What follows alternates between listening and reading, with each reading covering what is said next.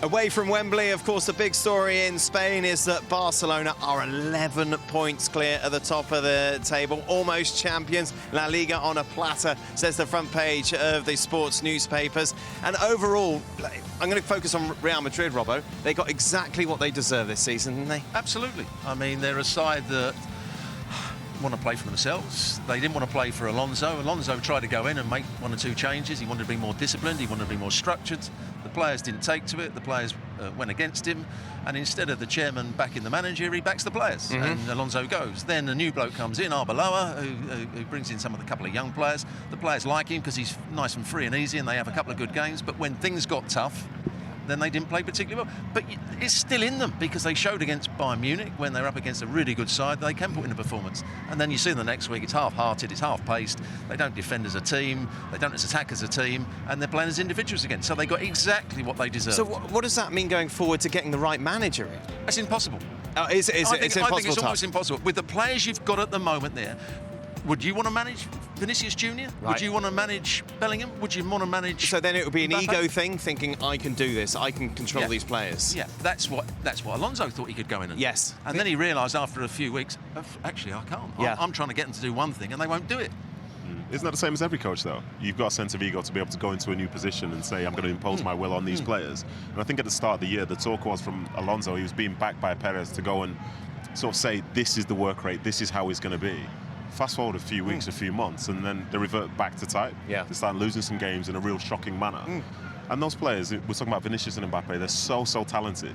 But can they really be there's successful also- together? Oh, no, we'll just stay in Spain. We won't even bother with the Premier League and where we are now. Let's stay in Spain. Barcelona have been coached. Whether we like... I love watching them, but the high line is super risky, but it's Hansi Flick's way. And they've been coached to play that way. The Real Madrid players refuse to be coached.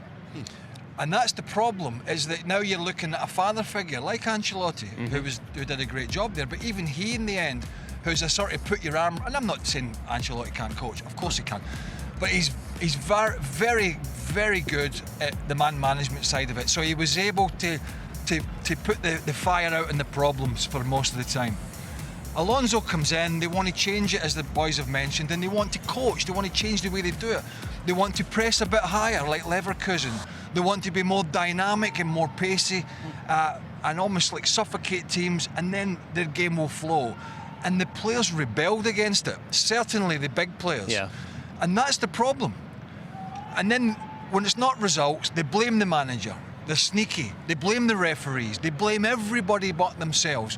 And that's why picking the next head coach manager at Real Madrid is super difficult, because you walk into that dressing room in day one in such a weak position, and that's a very bad position to be for a manager. Do you know when you talk about they don't want to be coached, firstly, you're talking about all those players. Not necessarily, but a bulk of them. And when you talk about coaching as well, you're talking about defensively coaching, because obviously there's the attacking side as well. Anything. The shape of the team, the shape of the attacking side of the game. You know, I don't think anybody... Mbappe's had a good season in terms of his individual brilliance and going past people. But you can't build a team around him because he's never in the position probably the coach wants him to be. There's times when they've got the ball at the back and you think, where's my set? Oh, well, he's over there, or he's over there. So other players have, I have to fill in for him and go into the centre forward position. That's not coach. They'd want him to be, I'm watching the game, I'm thinking, Rudiger's got the ball. He's good at getting in between the two centre, on the half turn, make the run. You'll get in 5 times out of 6 or 7. But he doesn't want to do that enough. When Alonso was struggling at the end, there was a quote come out. I'm not sure exactly what player it was from, but it was snuck out somewhere from management or agents saying, "That's not how we do it here. We've been successful in the past by allowing teams possession." Right. And I mean, that's history. Are you saying that's how you're going to be successful in 5 years, 10 years, 15 and 20 as the game evolves? No. And that is the problem, is the allowance of too much of power to players. And it's such a shame, because I think we were all really looking forward to watching a transition with Xabi Alonso. And it was so frustrating to watch him just almost bury his head in his hands every week, during the week and at the weekend, because he was fighting players, the big players. Yeah. He was fighting management, he was fighting Vinicius Jr.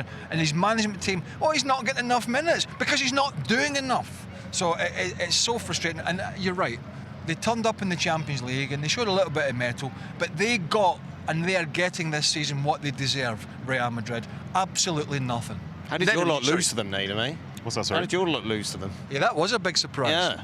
I don't know what you're talking about. I've always been a Bayern Munich fan. Oh, yeah. But just going back to Nedum. Nedum's point when he said, are all the players like that? Right.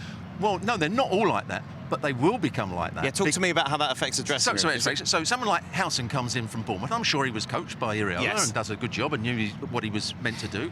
He comes in and probably not a lot of coaching goes on, or they've tried to coach and the other players go, no, we don't want anything to do with that. So he starts to join in with that sort of culture. And that's the dangerous thing, that those senior players or those more influential players will start to get the ones who do want to learn and do want to be coached into the wrong attitude. So to fix it, you have to get rid of personnel. Absolutely. But you can't get rid of Mbappe. Go to PSG. Yeah. PSG. Here we go back to PSG. Yeah. For years, they were never, ever going to challenge, or they were challenging, but never quite got through into the Champions League.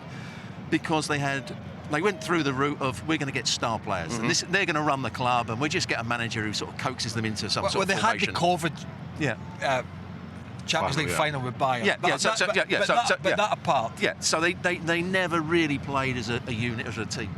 They get rid of those players. Yes. Luis Enrique comes in and says, we can't play with these players. We can't win things with these players. They go, they sell them, some retire, whatever it happens.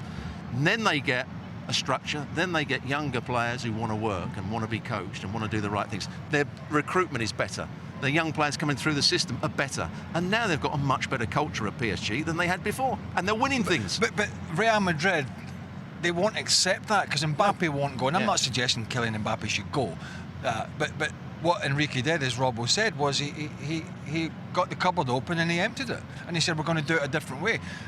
Real Madrid and the president there, they're just going to go and try and sign what they perceive as the best players and tell somebody to get on with it. Yeah. And that's their model. But what we're saying is that model, you've had success before, but in the modern game as it evolves, is that going to be good enough? Just having a sprinkling of superstars, particularly when they sign Erling Haaland from Man City. I don't know why you're looking at me. Just a reminder then, La Liga continues live and exclusive on ESPN Plus, taking a look at 3 of the big games coming up next weekend. Villarreal against Atletico Madrid, Osasuna against Barcelona, and it's Espanyol against Real Madrid. Stay with us, more to come from Wembley after the break.